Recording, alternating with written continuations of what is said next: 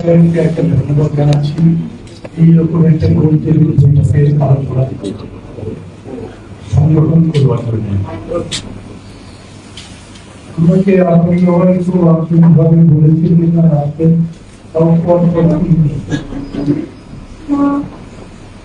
আমি আসতে চাই না।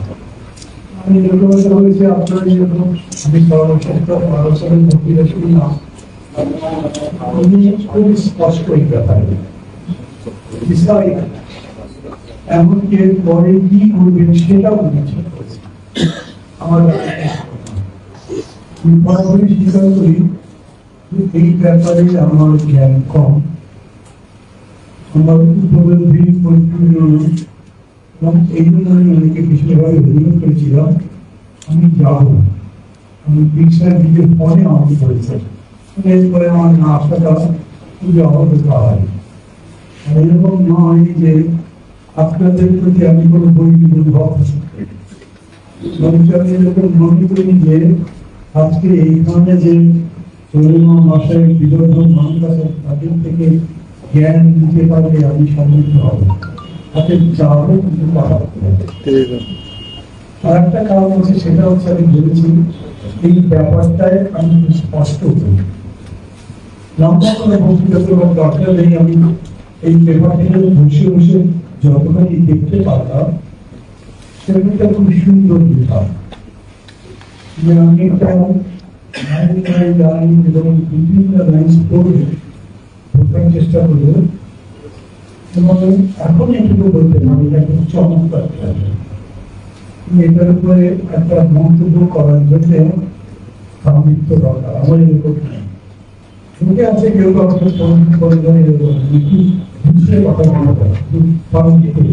অনেক জানিয়ে যেমন ধরেন যে বিষয়টা এখন সবথেকে বেশি চর্চিত আলোচিত পিয়ার পদ্ধতি।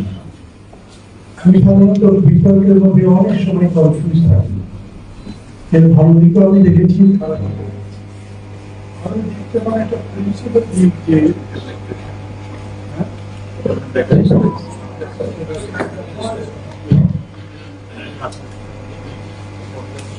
বন্ধ করুন।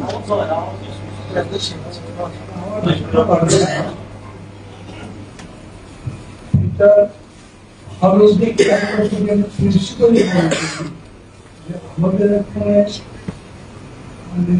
যে পদ্ধতি চালু আছে, যে পদ্ধতি এখন চালু আছে আমাদের দেশে ভোটে এইটার রেজাল্ট হলো উইনার টেকস অল। এইটার একটা রেমেডি লাগবে। আর একটা হচ্ছে যে এই পদ্ধতিতে ভোট যদি হয় তাহলে তার মধ্যে অনেক কিছু করা যায়, দলবাজিটা বেশি হয়। পুরো দেশের আমাদের যে কোনো দলের যে প্রার্থীটা দিই সেটা সম্পর্কে সব মানুষের ধারণা থাকে না।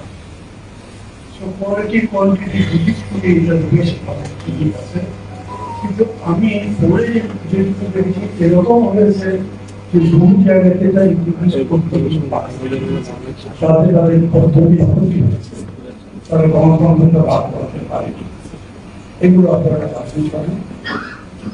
আপনারা আপনাদের একটা বই আমাকে দিয়েছেন, সেটাও যখন দেখেছি আমি বললাম কি রকম যদি এরকম করে বলেন একটা পিয়ারের পক্ষে একটা পিয়ারের বিপক্ষে, আমি কিন্তু এদিকেও পুরোপুরি নই এদিকেও পুরোপুরি মানা। আমাদের প্রস্তাবটা হচ্ছে আমরা ডেফিনেটলি অফার হব যদি হয়, তাইলে সেখানে পিয়ারটা চাই। সেটা চাই এই কারণে যে সেক্ষেত্রে দেওয়া হচ্ছে একটা কন্ট্রোল হয়, ইন্ডিভিজুয়ালের উপরে কন্ট্রোল করা যায়, এবং যখন তখন যেভাবে ইচ্ছা সংশোধন করলাম বা যাই করলাম এগুলো বন্ধ করা যায়, এবং এটা এক ধরনের রেসপেক্টেবিলিটি তৈরি হয়। প্রস্তাব হিসেবে আলোচনার সময়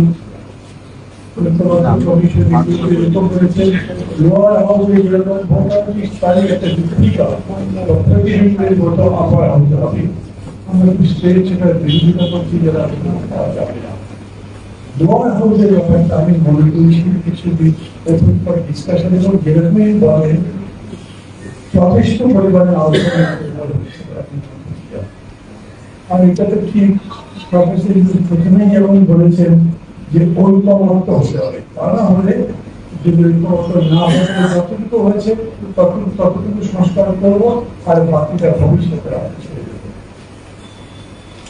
ভবিষ্যতের প্রশ্নে আমি দেখলাম লেখার মধ্যেও আছে খানিকটা একটা গ্যারেন্টি দেওয়া হইল আর মানুষও মনে করে রাজনীতি গ্রহণ মনে করে যে ভবিষ্যতে কি হবে তার গ্যারেন্টি কি আজকে যে কথাগুলো বড় হচ্ছে যেটা পরে বড় হবে তার গ্যারেন্টি সেটা মনে হয় এই অভ্যুত্থান যে চেতনার জাগরণ ঘটিয়েছে এটা আসলে একভাবে অ্যামেজিং করি আমি 1 বছর পরে এই চেতনাটি সেই রকম চলে গেছে। এটা এমনকি স্বাধীনতা যুদ্ধের পরে খুব অল্প দিনের মধ্যে এগুলো নিয়ে অনেক কথাবার্তা শুরু হয়েছে, দেখেছি আপনারা। আর এই বিষয় এখন তো আসলেই আমার কাছে মনে হচ্ছে যেভাবে রাজনৈতিক শক্তি সামাজিক শক্তি এটাকে আঁকড়ে ধরেছে এই চেতনা আগামী দিনে জাগ্রত করবে। আমি পড়াতেই বলি আমার ভুল হলে ভুল, আমি মনে করি যারাই ক্ষমতায় যাবে তারা এখনকার প্রযুক্ত বিবাদের প্রতি কিংবা জুলাইয়ের যে আকাঙ্ক্ষা জনগণের মধ্যে তৈরি হয়েছে সেটার প্রতি ভুল আনন্দে করতে পারবে, তাদেরকে সেগুলো আনসার করতে হবে। এই জন্য আমি করে বলি আগে বঙ্গবন্ধু বেশ আলোচনা করছি, তাতে আমি মনে করছি যে এখনই আমরা লোয়ার হাউসের পক্ষে এটা করবো না, বিপক্ষ হচ্ছে কারণ আমাদের ধারণাটা এখন পর্যন্ত অবস্থানে স্পষ্ট হয় যে এটা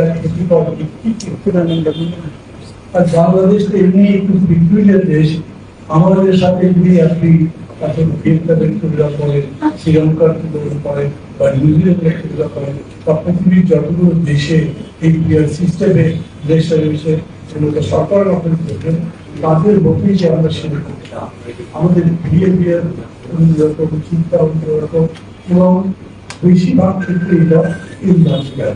আমি গ্রামে আমার বন্ধুদের সঙ্গে কিছু কথাবার্তা বলে দেখেছি, তারা প্রথম তাদের বিষয় ছিল তাকে ভোট দেবো তাই জানতে পারবো না এইটা কারণ আমি এটা বিতর্কে ছিলাম, এটাই একটা ভুল তাও করছিলাম। কিন্তু এই যে মানুষকে অভ্যস্ত করে নির্বাচনে যে সবাই করাটা সেই বিবেচনে আমরা কথা এখন এরকম করে চালাচ্ছি যে এইটা সমর্থন আমার বক্তব্য আমি এখানে শেষ করে দিতে পারতাম।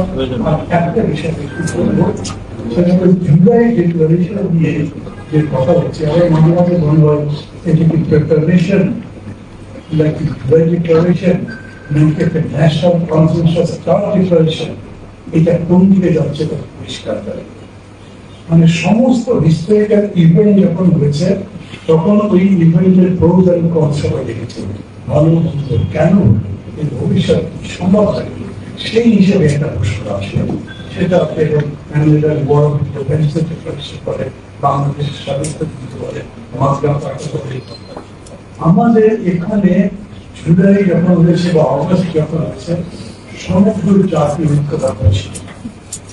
এখন 1 বছরের মধ্যে ব্যাপার এবং আমরা আলাদা হচ্ছি এরকম যেরকম করেই বলেন যত ভালো ভাষায় পরিচিত ভাষায় বলতে পারি তারপর আমরা এখন শক্তি প্রদর্শনের চিন্তা করছি আমার পক্ষে বেশি শক্তি তার পক্ষে জয় এবং আমি বড় আমি ছোট উনি বড় এটাও কোনো কথা হয় এরকম একটা এসছে।